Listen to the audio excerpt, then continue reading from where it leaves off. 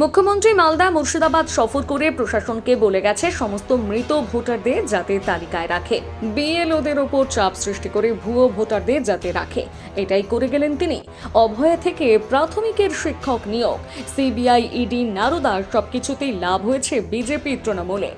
এরা কেউ জেলে থাকবে না, সবাই ছাড়া পাবে। বাংলা বাঁচাও যাত্রার উত্তরবঙ্গের শেষ দিনে মালদায় কর্মসূচি থেকে মন্তব্য করলেন সিপিএমের রাজ্য সম্পাদক মোহাম্মদ সেলিম। মালদহের মানিকচকের মথুরাপুর এলাকায় যাত্রায় পদযাত্রায় অংশগ্রহণ করেন সিপিএমের রাজ্য সম্পাদক মোহাম্মদ সেলিম। এছাড়া উপস্থিত ছিলেন মীনাক্ষী মুখার্জির, শতরূপ ঘোষ সহ রাজ্য নেতৃত্বরা। কিন্তু পুলিশ সহায়ক কেন? যখন শামশেরগঞ্জে দাঙ্গা হচ্ছিল তখন পুলিশ কোথায় ছিল?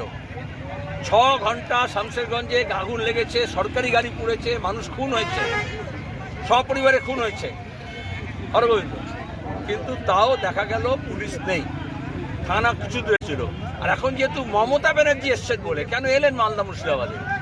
মালদা এসে তিনি কজন নেতা, ভদ্রমূল কথা, মালদার কথা বলছি, মালদায় কজন তৃণমূলের নেতার সঙ্গে কথা বলেছেন, কজন মানুষের সঙ্গে কথা বলেছেন, প্রশাসনকে এসে বলে গেছেন যাতে সব মৃত ভোটার থাকে, যাতে বিএলওর ওপর চাপ তৈরি করা হয়, যাতে দাঁড়িয়ে যত সব শিফটেড লোক আছে, ডুপ্লিকেট লোক আছে, সেগুলো ভুয়ো ভোটার থাকে। এতে তার কাজ। আর তৃণমূলে ভয় হচ্ছে। তুমি যেমন হুমায়ুন কবির বললে, তার উদাহরণটা কি? তৃণমূলের এমএলএ, এটা বললে না কেন? প্রথমে তৃণমূলের প্রাক্তন মন্ত্রী, এটা বললে না কেন?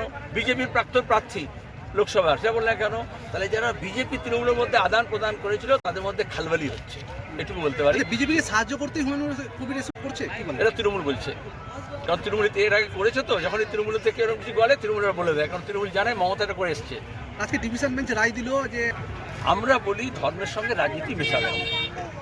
এক, ধর্মের সঙ্গে রাজনীতি মেশালে কি হয়?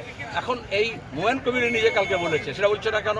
কি বলেছে? যে মমতা তাকে নির্দেশ দিয়েছিল অধীর এবং সেলিমকে হারানোর জন্য হিন্দু মুসলমানের মধ্যে উস্কানি তৈরি করতে হবে। সে করে হলো। মালদা থেকে পরিতোষ সরকারের প্রতিবেদন, নিউজ টুডে।